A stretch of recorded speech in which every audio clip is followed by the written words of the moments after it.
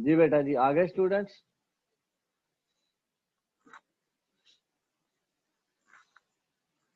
Okay, सो अभी तक मैंने आपको सीआरडी के मुतालिक बताया कि सीआरडी जो है वो लैब कंडीशन में लगाते हैं जहाँ पे होमोजेनस कंडीशंस हो। उसके बाद हम इसके अंदर एप्लीकेशंस लेते हैं और उसके बाद हम इसके अंदर रैंडमाइजेशन करते हैं। अब रैंडमाइजेशन करने के बाद हमने 12 हमारे पास पोर्ट्स थे, तो उन 12 पोर्ट्स के अंदर जो है ना हमने 4 वैरायटीज 3 दफ़ा एप्लीकेशन में लगा दी। ये हमारे पास आ गई, ठीक है जी, ये लग गई। अब हमने यहाँ से डाटा लेना है, ठीक है जी। तो डाटा लेने के बाद वो जो डाटा है वो हम किस तरीके से लिखेंगे अपने पास, वो हम उस डाटा को लेने के लिए उसी तरह का टेबल एक हम बनाएंगे। फॉर एग्जाम्पल यही टेबल बना हुआ है हमारे पास।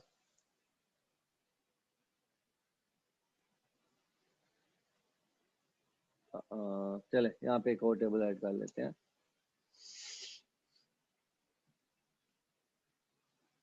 इंसर्ट में जाके ये हम टेबल इंसर्ट कर लेते हैं। फॉर एग्जाम्पल यहाँ पे हम लिखेंगे रिपीट 1, रिपीट 2, रिपीट 3, ठीक है जी। यहाँ पे आएगा V1, यहाँ चलें यहाँ पे हम ऐसा करते हैं, वही सेम यूज करते हैं, A, B, C और D। समझ आ गया भाई? फील्ड के अंदर हमने एक्सपेरिमेंट लगा दिया पॉट्स के अंदर। अब उसके बाद हमने वहां से डाटा कलेक्ट करना है।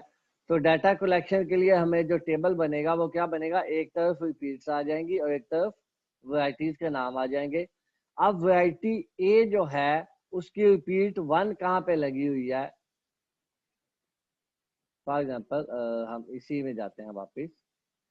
ये फॉर एग्जाम्पल ये रिपीट 1 है, ये रिपीट 2 है, ये रिपीट 3 है। तो रिपीट 1 का डाटा लेंगे, देन ए का रिपीट 2 का डाटा लेंगे और फिर वैरायटी ए का रिपीट 3 का डाटा लेंगे। तो वो डाटा यहाँ पे आ जाएगा। ऐसे ही बी का डाटा यहाँ पे आ जाएगा, ऐसे ही सी की तीनों एप्लीकेशन का डाटा यहाँ पे आ जाएगा और डी की तीनों एप्लीकेशन का डाटा यहाँ पे आ जाएगा। अब ये वही डाटा है जो आपने पिछले जो आपने लास्ट आपकी जो असाइनमेंट थी जिसके अंदर आपने एनोवा परफॉर्म किया था। अब ये डाटा आ गया हमारे पास। अब इस डाटे को लेके हमने यहाँ पे एनोवा परफॉर्म करना है, एनालिसिस ऑफ वेरिएंस करना है, और उसके लिए वही वे होगा। बिकॉज सीआरडी एक सिंपलेस्ट मॉडल है, इसलिए इसके अंदर जो वेरिएशन है वो सिर्फ 2 तरह की होगी। नंबर 1 वैरायटी की वेरिएशन, राइट, या वैरायटी एसओवी, जो एसओवी होंगे वो एक वैरायटी होगा और दूसरा एक्सपेरिमेंटल एरर होगा, या इसको खाली एरर भी लिख सकते हैं। जी बेटा समझ आ रही है? Yes sir. ठीक है ना। तो सीआईडी के अंदर जो समझने वाली बात यह है वो यही है कि उसकी रैंडमाइजेशन कैसे होगी और उसका फील्ड का लेआउट कैसे होगा। 2 चीजें, वो आपको उसमें से कोई क्वेश्चन है तो पूछ लो। एनालिसिस ऑफ वेरिएंस इसके अंदर बिल्कुल सेम वैसे ही होगा जैसे आपने अभी जो एनोवा किया था वही था। क्यों? उसकी वजह ये है कि इसके अंदर सिर्फ और सिर्फ 2 चीजें होंगी, एक तो है ट्रीटमेंट या वैरायटी या जीनोटाइप और दूसरा एरर, राइट। तो वही जो इसका सिंपलेस्ट एनोवा है। यहाँ तक सीआईडी के अंदर कोई आपका क्वेश्चन हो तो आप लोग पूछ सकते हो। सर वेरिएशन की समझ तो आती है कि जो वैरायटी की वेरिएशन है वो हमें टाइप्स हैं, और एक्सपेरिमेंटल एरर से क्या मुराद है? एक्सपेरिमेंटल एरर से क्या मुराद है? वेरी गुड क्वेश्चन, ये बताता हूँ। ये देखो, ये हमने एक जगह पे वैरायटी ए लगाई पॉट 1 के अंदर, पहले गमले के अंदर हमने वैरायटी ए लगा दी। अब ये जो वैरायटी ए है इसका हम कितने प्लांट्स लगाएंगे? यहाँ पे एक प्लांट लगाएंगे या ज्यादा लगाएंगे? एक प्लांट लगाएंगे जी। ऐसा हम कभी नहीं करते। हम हमेशा यहाँ पे सेम वैरायटी के 1 से ज्यादा प्लांट लगाते हैं। 5 लगाएंगे, 10 लगाएंगे, 12 लगाएंगे। ठीक है, समझ आ गई? नहीं सर, एक पैच में 10 लगाएंगे। लगाएंगे ज्यादा, फॉर एग्जाम्पल 10 लगा लिए, 10 में से हमने 5 का डाटा ले लिया और 5 प्लांट्स का मीन लेके ये जो हमने टेबल बनाया है यहाँ पे हमने एक प्लांट का मीन डाटा लिख देना है। ठीक है, समझा गई? यहाँ से हमने जी फॉर एग्जाम्पल यहाँ पे 10 प्लांट्स लगाए, 5 प्लांट्स का डाटा लिया और उसका डाटा लेके जो मीन है वो हमने यहाँ पे लिख दिया, राइट? सही, जी अब ऐसे ही बी के साथ भी होगा, सी के साथ भी होगा और डी के साथ भी होगा। समझ आ गया? अब हम बात कर रहे थे कि जी एरर का वेरिएंस कहाँ से आता है।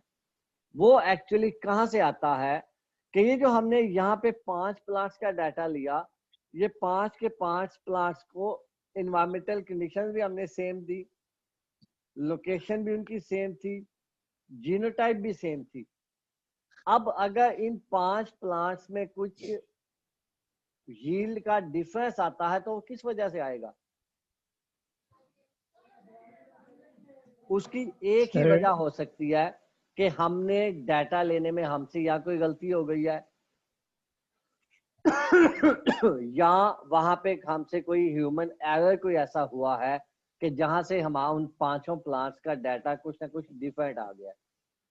डिफरेंस हमारा ये नहीं होगा कि एक प्लांट का डाटा 5 किलो है तो दूसरे का 10 किलो हो जाएगा। नो, एक प्लांट की यील्ड है फॉर एग्जाम्पल 5 ग्राम, दूसरे की आ जाएगी 5.1 ग्राम, तीसरे की आ जाएगी 4.9 ग्राम। सो इतना डिफरेंस होगा माइन्यूट सा। अब आपका क्वेश्चन क्या है बेटा, पूछो। सर ये जो डिफरेंस लेना है, ये एरर आना है, वेरिएशन आनी है, ये आपने अभी बताया कि हमने एक पैच के जितने भी प्लांट हैं उनका हमने मीन लेके फिर वो डाटा कैलकुलेट करना है। बिल्कुल ऐसे ही है। तो सर जो हमने एरर लेना है वो एक वैरायटी के डिफरेंट प्लांट, एक पैच के डिफरेंट प्लांट्स के दरमियान में होगा, या एक डिफरेंट पैच के जो सेम वैरायटी के डिफरेंट पैच के सेम डिफरेंट रिपीट्स हैं उनके दरमियान में होगा?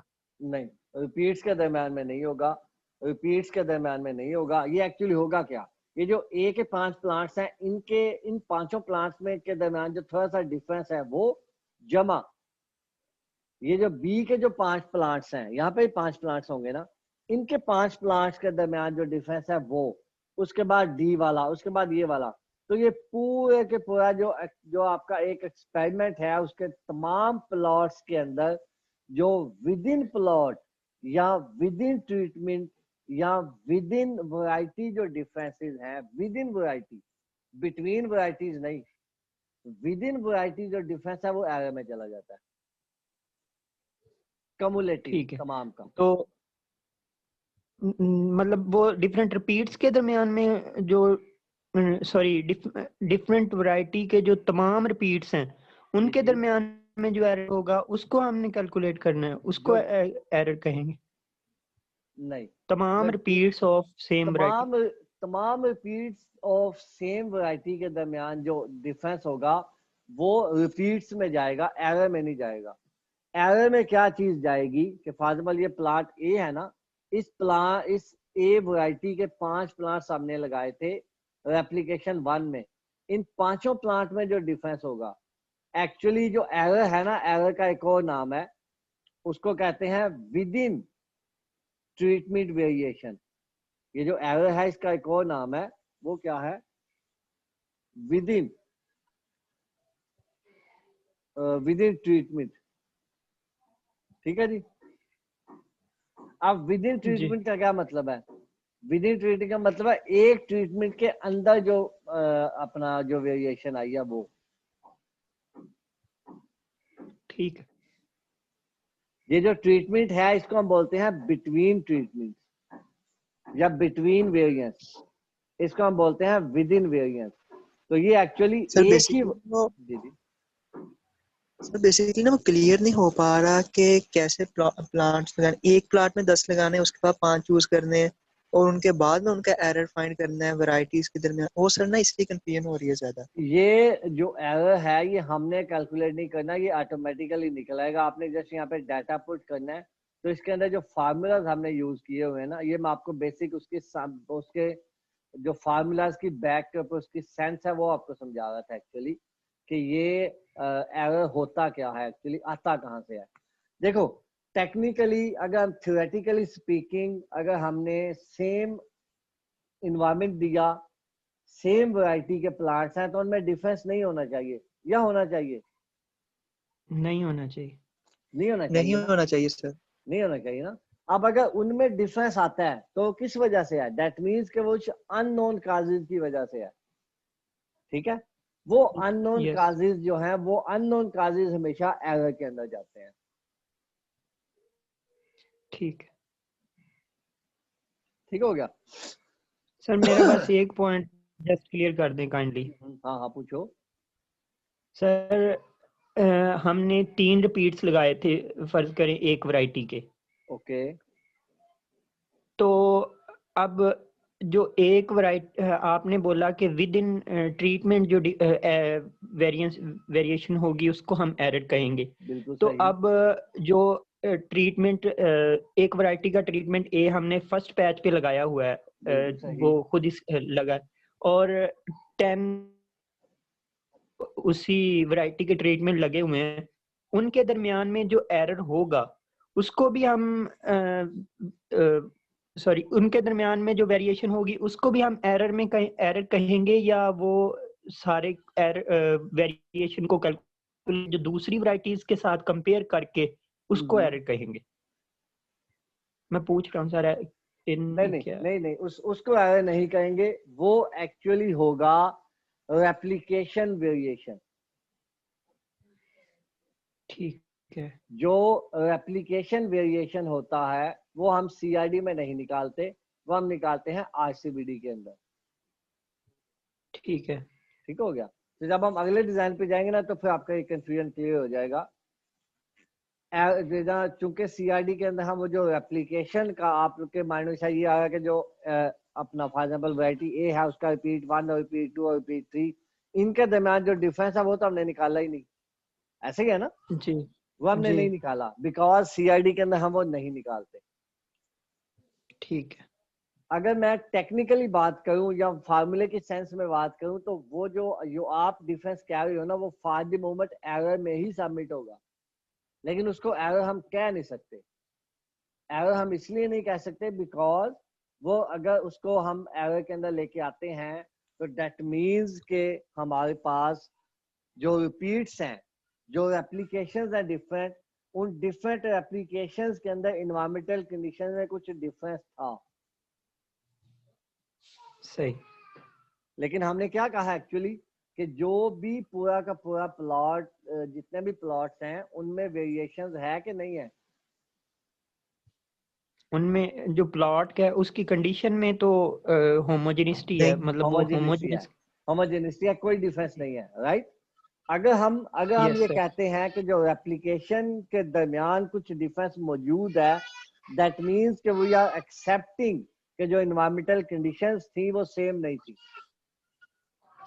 अगर इन्वायरमेंटल कंडीशन सेम इस तरह नहीं तो थी, सर इस तरह तो हमें उसका मीन भी नहीं लेना चाहिए, क्योंकि जो प्लांट है हमने एक वो प्लाट लिया है उसके अंदर जो एक ट्रीटमेंट के अंदर जितने भी प्लांट हैं वो सारे सेम होने चाहिए। अगर हम उनका बिल्कुल मीन सेम ले रहे हैं तो हम ये एक्सेप्ट कर रहे हैं कि उनके दरमियान कोई ना कोई एरर है। नहीं।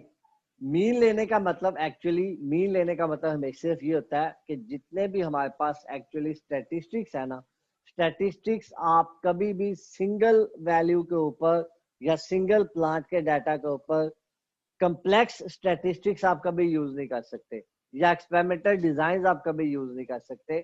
आप स्टैटिस्टिकल एनालिसिस तब कर सकते हैं जब आपके पास मीन डाटा हो। बेशक आपने एक ही प्लांट का डाटा लिया हो, लेकिन आपने उसको शो यही करना है कि ये मीन डाटा है। अगर आपके पास मीन डाटा नहीं है, सिंगल प्लांट का डाटा है, तो फिर आप इसको ये जो हम डिजाइन अभी कर रहे हैं इन डिजाइन के अकॉर्डिंग आप एक्सपेरिमेंट प्लान या आप एनालिसिस नहीं कर सकते। उसके लिए हमें मीन डाटा लाजमी चाहिए होता है। ठीक है सर। Clear sir. सर सिर्फ एक जी चीज जी पूछनी थी कि जो पूछो।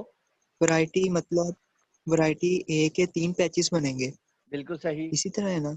बिल्कुल ऐसा ही। ओके, वो जो 10 प्लांट हम लेंगे वो एक पैच में 10 प्लांट लगाएंगे, फिर उसके बाद में 5 चूज करके उनका मीन लेंगे। यस, ऐसे ही दूसरे ओके पैच सर, में भी 10 लगाएंगे, तीसरे पैच में भी 10 लगाएंगे। जी सर। सर लैपटॉप चार्जिंग पे लगा दें फिलहाल। किसका? अपना sir. Don't worry about that, अभी 1 घंटा इसने निकाल जाना, कोई समस्या अच्छा फिर ठीक है। No worry. अच्छा, ये थोड़ा सा सीआरडी था। अब मैं अगर आपको थोड़ा सा आरसीबीडी बताऊंगा ना, तो फिर आप इन दोनों को कंपेयर कर लीजिएगा। एलएसडी हम नेक्स्ट क्लास के लिए छोड़ देते हैं। आरसीबीडी मैं इसलिए अभी साथ में करवाना चाह रहा हूं ताकि आप दोनों को कंपेयर कर लें, राइट। अच्छा जी, अब चलते हैं नेक्स्ट डिजाइन की तरफ, that is randomised complete block design, that is RCBD. So RCBD जो है उन कंडीशंस में हम लगाएंगे अगर हमें पता है कि हमारे पास जो फील्ड है वो हेट्रोजीनस है, होमोजीनस नहीं है। ठीक है जी, हमें पता है कि फील्ड के अंदर पैचेस हैं। फॉर एग्जाम्पल पैच 1 के अंदर आप कह लें फर्टिलिटी ज्यादा है, पैच 2 के अंदर फर्टिलिटी कम है, पैच 3 के अंदर फर्टिलिटी उससे भी कम है। लेकिन पैच 1 के अंदर जो फर्टिलिटी है वो उस पूरे पैच में सेम है। बात समझ आ गया? फॉर एग्जाम्पल यहाँ पे मैं अगर थोड़ा सा आपको इंसर्ट करके बता दूं, एक टेबल फाइल मैंने ये बनाया मिसाल के तौर पर। ये जो है ना, फॉर एग्जाम्पल ये पहले जो 2 मैंने खाने बनाए, ये पैच 1 है। ठीक है जी, इस पूरे पैच के अंदर बेशक मैं अपर हाफ लूं या लोअर हाफ लूं, दोनों के अंदर जो वेरिएशन है वो क्या है? सेम है। सेम इज द केस, ये जो सेकंड जो मैंने 2 खाने बनाए हैं, ये सेकंड पैच है, इसमें अपर हाफ में भी वही वेरिएशन है, लोअर में भी वही सेम है। ऐसे ही थर्ड पैच के अंदर भी सेम है। बट पैच 1 और पैच 2 के दरमियान, इन दोनों के दरमियान या इन दोनों के दरमियान 1 और 2 के दरमियान जो वेरिएशन है वो क्या है? वो मौजूद है, वो मौजूद है। ठीक है जी, समझ आ गया? उन कंडीशंस के अंदर आरसीबीडी यूज होगा जब हमारे पास फील्ड के अंदर ऐसी कंडीशन हो कि हमारे पास फील्ड के अंदर पैच हो, पहले पैच में सेम वेरिएशन, दूसरे पैच में भी सेम, तीसरे में भी सेम, लेकिन 1 और 2 के दरमियान डिफरेंस हो। ऐसे ही 2 और 3 के दरमियान वेरिएशन का कुछ डिफरेंस हो। समझ आ गया भाई? ऑलराइट। अच्छा, अब इसके एडवांटेजेस क्या है कि ये ज्यादा एफिशिएंट मॉडल है कंपेयर टू सीआरडी। अब क्यों ज्यादा एफिशिएंट है? बिकॉज सीआरडी के अंदर जो हमने एक वैरायटी की 3 एप्लीकेशंस ली थी ना, ठीक है, तो उन तीनों एप्लीकेशंस के अंदर हमने डिफरेंस बिल्कुल नहीं देखा था। एक वैरायटी की 3 एप्लीकेशंस जो थी उनके दरमियान डिफरेंस हमने नहीं देखा था। लेकिन आरसीबीडी के अंदर हम क्या करेंगे कि वही जो 3 हमारे पास एप्लीकेशन है सेम वैरायटी की, उनके दरमियान भी हम डिफरेंस देखेंगे। ठीक हो गया जी।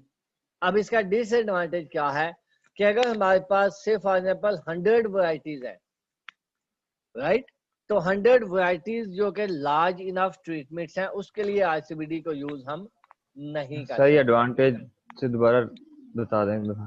रिपीट करता हूं, एडवांटेज क्या है कि आरसीबीडी के अंदर हम सीआरडी की निस्बत ज्यादा एफिशिएंटली काम करते हैं। ज्यादा एफिशिएंटली कैसे काम करते हैं कि इसके अंदर हम जो हमने पहले आपको सीआरडी के अंदर बताया था कि जो एक फॉर एग्जांपल वैरायटी ए है, वैरायटी ए की कितनी रिपीट थी? 3 रिपीट थी ना। अब ये जो वैरायटी ए की जो तीनों रिपीट्स थी, इन तीनों रिपीट्स के दरमियान जो डिफरेंस है, जैसे अब अपना अभी क्वेश्चन किया था गालिब मसूद ने क्वेश्चन किया था कि सर ये जो एरर है ये कैसे आता है। उसका कहना ये था कि ये जो हमारे पास फॉर एग्जांपल ए है पैच 1 में और ये ए पैच 2 में है, इन दोनों के दरमियान जो डिफरेंस है वो कहाँ पे गया? तो ये जो इन दोनों के दरमियान डिफरेंस है पैच 1 वाले ए में और पैच 2 वाले ए में, इनके दरमियान जो डिफरेंस है वो हम सीआरडी में कैलकुलेट नहीं करते, लेकिन ये डिफरेंस हम आरसीबीडी में कैलकुलेट करते हैं, राइट। सो ये आरसीबीडी का एक एडवांटेज है। अब जब ये निकलेगा तो अब क्या होगा? जी जी पूछो। सर आपने कहा कि ये इसलिए एफिशिएंट है क्योंकि इसके अंदर हम रेप्लिकेशंस के अंदर जो पैचेस के दरमियान डिफरेंस है वो काउंट करते हैं बिल्कुल सही। आरसीबीडी में। सर लेकिन सीआरडी की जो हमारी पहली कंडीशन थी वो कंडीशन ये थी कि पूरे जो एरिया है या जो प्लॉट है उसके सारे पैचेस के अंदर कोई डिफरेंस होगा ही नहीं, कोई तो डिफरेंस फिर होगा ही उसमें नहीं। तो कोई डिफरेंस होता ही नहीं है। तो बिल्कुल सर सही फिर है। एफिशिएंट वाली बात तो उस पर लागू नहीं होती क्योंकि उसमें तो एफिशिएंट होता ही नहीं है, इसलिए हम निकालते ही नहीं। एफिशिएंट वाली बात इसलिए लागू होती है कि ना होने का मतलब क्या होता है? फॉर एग्जाम्पल अगर मैं कहता हूं कि there is no variation between two plants, इसका मतलब क्या हुआ कि वो दो प्लांट्स के दरमियान जो वेरिएशन है वो नहीं है। नहीं है का मतलब ये नहीं है कि बिल्कुल ही नहीं है। नहीं है का मतलब ये है कि उनके दरमियान सिग्निफिकेंट डिफरेंस नहीं है। आप लोगों को याद होगा, मैंने अभी आप लोगों ने जो एक्सपेरिमेंट परफॉर्म किए, जो आपने एनोवास किए, आप लोगों ने उसमें देखा कि एफ कैलकुलेटेड की वैल्यू कुछ ना कुछ आती है। फॉर एग्जाम्पल 0.6 आ गई, से फॉर एग्जाम्पल। अब 0.6 को हमने कंपेयर किया, किसके साथ कंपेयर किया? टेबल वैल्यू के साथ कंपेयर किया ना। अब कंपेयर करने के बाद हमने बताया कि जो कैलकुलेटेड वैल्यू है वो स्मॉलर है, टेबल वैल्यू लार्जर है। तो उसका मतलब क्या हुआ कि देयर इज नो वेरिएशन। ऐसे ही है ना? Yes sir. बट एक्चुअली में क्या था कि कुछ ना कुछ वेरिएशन तो थी, लेकिन वो सिग्निफिकेंट नहीं थी। जब भी हम स्टैटिस्टिक्स की बात करते हैं, तो जब हम ये बोलते हैं कि there is no variation, that always means कि there is significant variation absent है। वेरिएशन है लेकिन सिग्निफिकेंट वेरिएशन नहीं है। आप लोगों को याद होगा जब हमने ये डिस्कस कर रहे थे तो हमने टेबल वैल्यू बताई थी एक। अब फॉर एग्जाम्पल टेबल वैल्यू है 1.9, फॉर एग्जाम्पल मैं एक एग्जाम्पल के तौर पर बता रहा हूँ। तो उसका मतलब ये हुआ कि अगर कोई वेरिएशन किसी दो वैरायटी में बिलो 1.9 है तो उसको हम क्या कहेंगे? There is no variation. ऐसे ही है ना? लेकिन एक्चुअल में वो वेरिएशन तो होगी ना। तो ये वही बात यहाँ पे हो रही है। यही बात हम यहाँ पे कहा कि जो एक ही वैरायटी की 3 रिपीट्स हैं उनके दरम्यान कुछ ना कुछ वेरिएशन है, लेकिन वो नॉन सिग्निफिकेंट वेरिएशन है। आरसीबीडी इसलिए एफिशिएंट है क्योंकि उसके अंदर ये जो नॉन सिग्निफिकेंट वेरिएशन है ये भी हम कैलकुलेट कर लेते हैं। Okay sir. राइट। अच्छा, अब इसका डिसएडवांटेज क्या है कि इसके अंदर अगर बहुत ज्यादा ट्रीटमेंट्स हो, फॉर एग्जाम्पल मोर देन 100 हो, तो फिर हम आरसीबीडी को यूज नहीं कर सकते। आरसीबीडी तब अगर हमारे पास वैरायटीज जो हैं वो 100 से ज्यादा हो, से for example large number of varieties अगर हो हमारे पास, तो हम उस केस में क्या करते हैं? आरसीबीडी को यूज नहीं करते। आरसीबीडी यूज नहीं करते। राइट। सीआरडी के अंदर बिल्कुल लो नंबर ऑफ ट्रीटमेंट्स हो, फॉर एग्जाम्पल अप टू 10 या अप टू 20 मैक्सिमम, तब हम सीआरडी को यूज करते हैं। अगर हमारे पास अप टू 100 हो या अप टू 90 हो तब हम आरसीबीडी यूज कर सकते हैं। लेकिन अगर 100 या 90 से ज्यादा हो तो आरसीबीडी को यूज नहीं किया जा सकता। उसकी वजह क्या है? अगर हमारे पास 100 ट्रीटमेंट्स हैं तो 100 ट्रीटमेंट्स को लगाने के लिए हमें सॉइल का पैच भी बड़ा चाहिए। ऐसे ही है ना? एक जगह पे हमने 10 वैरायटीज लगानी है, एक जगह पे हमने 20 वैरायटीज लगानी है, तो ज्यादा जगह कहाँ पे चाहिए? 20 वाले में चाहिए ना। तो अब जब हमने 20 लगानी है तो वहां पे पैच हमें ज्यादा बड़ा चाहिए। तो इतना जैसे पैच बड़ा होता जाएगा उतना ही homogeneity within patch difficult हो जाएगी। जैसे हमने यहाँ पे आपको अभी मैंने बताया था कि ये जो एक पैच है, एक पैच के अंदर वेरिएशन होमोजिनस होती है, सेम होती है, कोई वेरिएशन नहीं होती। दैट मीन जैसे जैसे ये पैच बड़ा होता जाएगा वैसे वैसे क्या होता जाएगा? होमोजिनिटी के चांसेस कम होते जाएंगे। तो इसलिए एक ऐसा लेवल आएगा जहां पे हमारे पास इतना लार्जर पैच होमोजिनस रखना पॉसिबल नहीं होगा। इसलिए आरसीबीडी के अंदर लिमिटेड नंबर ऑफ वेरिएशन हम यूज कर सकते हैं। ये उसका डिसएडवांटेज है। ठीक है जी। Yes sir. ओके, अब इसका लेआउट कैसा होगा? सीआरडी का लेआउट याद करें कैसा था? फॉर एग्जाम्पल सीआरडी हमने वही सेम एक्सपेरिमेंट हम लेते हैं। We have 4 varieties and we have 3 patches। Patches को हम ब्लॉक से लिखेंगे। यहाँ पे पैचेस को किसके साथ लिखेंगे? अब ये जो एक्चुअली ब्लॉक ब्लॉक के है, साथ। ये जो ब्लॉक है ना, यही एक्चुअली जो हमने सीआरडी के अंदर रेप्लिकेशन यूज की थी वो है। सीआरडी के अंदर सीआरडी के अंदर हम रेप्लिकेशन का वर्ड यूज करेंगे, आरसीबीडी के अंदर ब्लॉक का वर्ड यूज करेंगे। ब्लॉक का वर्ड क्यों यूज करेंगे? Because there are 3 different patches. ठीक है जी, इसका मैं आपको लेआउट यहां पे समझाता हूं। वी हैव ये हमारे पास 3 पैचेस हैं भाई। ठीक है जी, ये पैच 1 है, ये इसको ब्लॉक 1 हम कहते हैं। ये है जी ब्लॉक 2, ये है ब्लॉक 3, राइट। ये जो ब्लॉक 1 है ये होमोजेनस है, ऐसे ही ब्लॉक 2 भी होमोजेनस है, ऐसे ही ब्लॉक 3 भी होमोजेनस है। अब हमारे पास इस एक्सपेरिमेंट के अंदर 4 जो है वो वैरायटीज हैं, 4 वैरायटीज हैं। ठीक है जी, 3 ब्लॉक्स हैं, ब्लॉक हमने पहले लिख लिए। अब सीआरडी के अंदर जब हमने रैंडमाइजेशन की थी तो हमने क्या किया था? हमने कहा था 4 वैरायटीज हैं, 3 एप्लीकेशन हैं, 4 into 3 12 हो गए, टोटल पैच बन गए 12, टोटल ब्लॉक्स बन गए 12। अब जब ये 12 ब्लॉक्स बन गए तो हमने 12 ब्लॉक्स के अंदर at the same time randomization कर दी। ठीक है, आरसीबीडी के अंदर हम जो रैंडमाइजेशन करेंगे वो हम हर ब्लॉक के लिए अलहदा रैंडमाइजेशन करेंगे। ब्लॉक 1 के लिए अलहदा, ब्लॉक 2 के लिए अलहदा, ब्लॉक 3 के लिए अलहदा। समझ आ गया भाई?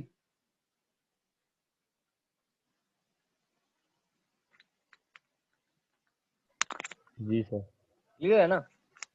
अच्छा चलें जी, अब हम ब्लॉक 1 के लिए जैसे मैंने आपको बताया हमने अलहदा से रैंडमाइजेशन करनी है, ऐसे ही ब्लॉक 2 के लिए।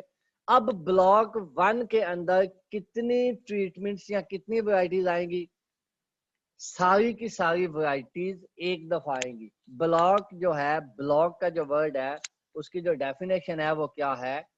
अ block is a patch where all the varieties will come at least once. ठीक हो गया जी। ब्लॉक क्या है? सर एक ब्लॉक क्या होता है? ब्लॉक वो जगह है जहां पे सारी वैरायटीज कम से कम एक एक दफा आए। दैट मीन्स कि इस ब्लॉक के अंदर वैरायटी ए भी आएगी, बी आएगी, सी आएगी और डी आएगी, 4 आएंगी। लेकिन आएंगी कैसे? रैंडोमाइज्ड होके। रैंडोमाइज कैसे होगी? अब इसको अगर मैं इस ब्लॉक, ये जो ब्लॉक है, तो ब्लॉक के अंदर अगर मैं टेबल थोड़ा सा ड्रा करूं, इसके मैं 4 हिस्से बना देता हूँ। ठीक है जी, ऐसे ही इसके मैं 4 हिस्से बना देता हूँ।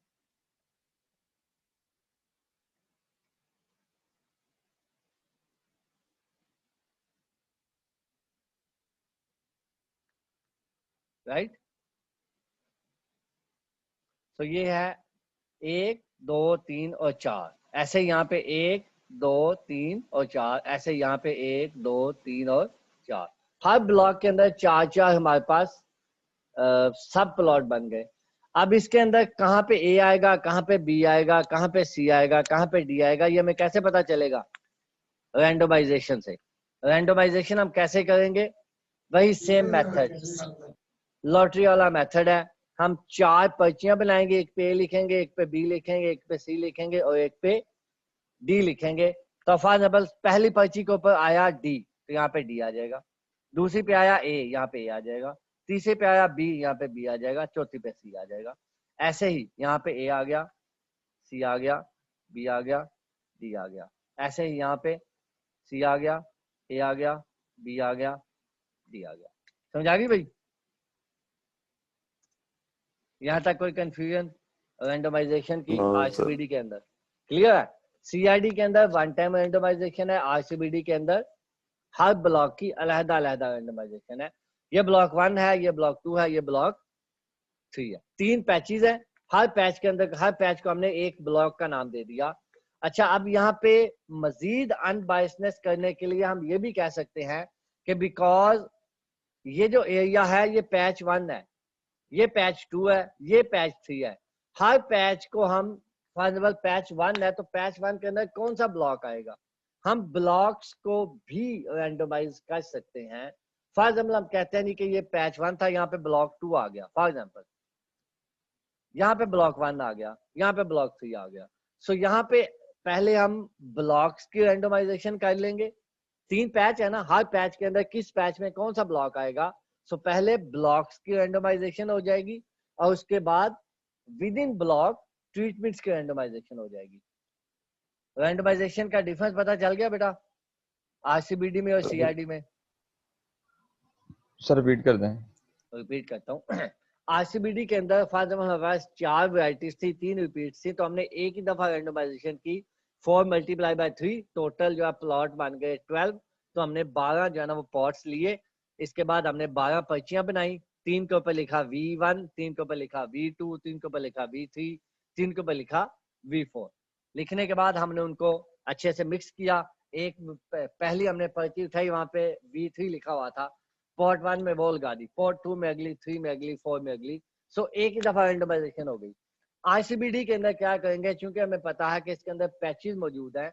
सो फॉर एग्जाम्पल 3 पैचेस मौजूद हैं, तो अगर 3 पैचेस हैं तो हम 3 ब्लॉक बना लेंगे, 3 एप्लीकेशन होंगी, वही ब्लॉक है वही एप्लीकेशन है। तो अब इस केस में सबसे पहले हर पैच को हम एक ब्लॉक असाइन करेंगे। सो पहले ब्लॉक्स की रैंडमाइजेशन हो जाएगी। फॉर एग्जाम्पल जैसे मैंने यहाँ पे बताया, ये 3 पैच हैं। पहले पैच में फॉर एग्जाम्पल हमने 3 पर्चियां बनाई, उस पे एक पे लिखा B1, एक पे लिखा B2, एक पे लिखा B3। अब हमने पर्चियां घुमाई, पहली पर्ची उठाई वो B2 लिखा था, हमने पैच 1 में ब्लॉक 2 लिख दिया। देन दूसरी पर्ची उठाई, वहां पे B1 लिखा था, तो पैच 2 में हमने B1 लिख दिया। ऐसे ही पैच 3 के अंदर B3 लिख दिया। अब ब्लॉक्स बन गए। अब विद इन ब्लॉक हमने ट्रीटमेंट्स को रैंडमाइजेशन करना है। हमें पता है कि एक ब्लॉक के अंदर 4 ट्रीटमेंट्स हैं या 4 वैरायटीज हैं ABCD। हमने 4 पर्चियां बनाई ABCD, उनको हमने एक जो है ना वो हिलाया।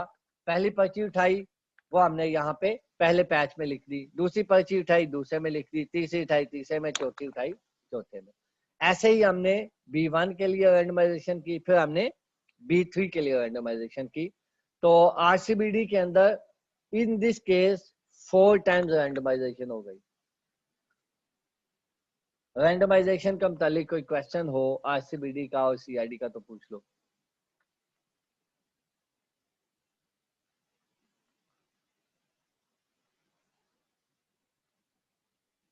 क्लियर है? आगे चलें? सर क्लियर है। अच्छा, अब इसका एनालिसिस कैसे होगा, एनोवा इसका कैसे बनेगा। यहाँ पे चूंकि हमने एक ब्लॉक का वर्ड इंक्रीज किया है एप्लीकेशन की बजाय, तो यहाँ पे सोर्स ऑफ वेरिएशन एक इंक्रीज हो जाएगा, वो होगा ब्लॉक के नाम से। ठीक है जी, वो क्या होगा, ये आ गया। ये वही ट्रीटमेंट सेम, वही एरर सेम और वही टोटल सेम। ठीक है जी, जस्ट इंक्रीज क्या हुआ, एक ब्लॉक इंक्रीज हो गया। अब इस ब्लॉक के इंक्रीज होने की वजह से डिफरेंस कहां पे आया कि ये जो एरर का डिग्री फ्रीडम है, ये ये जो एरर का डिग्री फ्रीडम है ये चेंज हो जाएगा। एरर का डिग्री फ्रीडम चेंज क्यों होगा, क्योंकि सीआरडी के अंदर मैंने आपको बताया था कि जो ब्लॉक्स वाली वेरिएशन है ऑल्दो वो इनसिग्निफिकेंट थी, लेकिन वो वेरिएशन कहां पे मौजूद थी, एरर के अंदर मौजूद थी। ऐसे ही है ना। लेकिन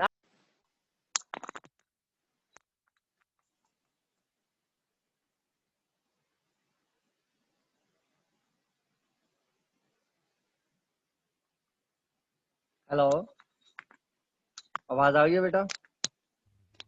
जी सर आ रही है। ओके ओके, सॉरी वो मेरे ख्याल में ना गालबन कुछ सिग्नल ड्रॉप हो गए थे, उस वजह से कॉल कट गई। अच्छा, तो हम बात कर रहे थे जैसे सीआरडी के अंदर ट्रीटमेंट, एरर और टोटल होता है, तो इसी तरीके से जो आरसीबीडी है उसके अंदर ब्लॉक्स इंक्रीज हो जाएंगे।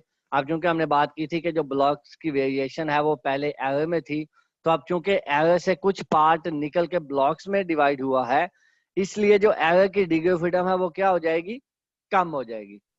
ठीक है ना। अगली क्लास के अंदर जब हम इसका एनोवा आरसीबीडी का एक एनोवा परफॉर्म करेंगे, तो फिर मैं आपको कंपेयर करके दिखाऊंगा कि सीआईडी का एनोवा और आरसीबीडी के एनोवे में कितना डिफरेंस है और कैसे उसकी एरर कम होती जाती है। आरसीबीडी के अंदर कैसे एरर कम होगी, सीआईडी के अंदर कैसे एरर ज्यादा होती है। ठीक है जी। तो ये दो डिजाइन थे। अगली क्लास के अंदर इंशाल्लाह हम एलएसडी का जो डिजाइन है वो आपको थोड़ा सा उसका बताऊंगा। उसके अंदर जो है ना वो एक और वेरिएबल इंक्रीज हो जाता है, तो उसको हम इंशाल्लाह अगली क्लास में डिस्कस करेंगे।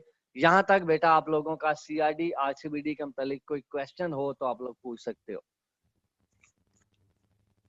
सर आरसीबीडी में कितनी दफा रैंडमाइजेशन होती है? ये डिपेंड करेगा कि आपके पास कितने ब्लॉक्स हैं। फॉर एग्जांपल अगर आपके पास 3 ब्लॉक्स हैं तो आपकी रैंडमाइजेशन होगी 4 टाइम्स। अगर आपके पास 4 ब्लॉक्स हैं तो आपकी रैंडमाइजेशन होगी 5 टाइम्स। Okay sir. ठीक है जी। और किसी स्टूडेंट का कोई क्वेश्चन है जी बेटा? सर वो आपने कल हेरिटेबिलिटी का प्रैक्टिकल दिया था सर, उसमें तो वो हमारे पास ना P1 है ना F1 है, और सर हमने वो बुक से भी देखा था, बुक में भी मतलब क्वेश्चन के अंदर P1 और F1 गिवन है, उसके बाद भी वेरिएंस निकला मतलब किया हुआ सर है। जी सर वो मैंने आपको कहा था कि P1 की आपने हाइपोथेटिकल वैल्यूज ले लेना। सर वो VF VP1 VP2 मेरी वो बात सारे सुनो, कोई भी नहीं है हमारे पास। आपने ये करना है, मेरी बात सुनो, आपने ये करना है कि मैंने आपको क्या कहा था कि P1 के फॉर एग्जांपल आप 10 प्लांट्स ले लो, 10 प्लांट्स का हाइपोथेटिकल डाटा ले लो ना P1 का। ठीक है।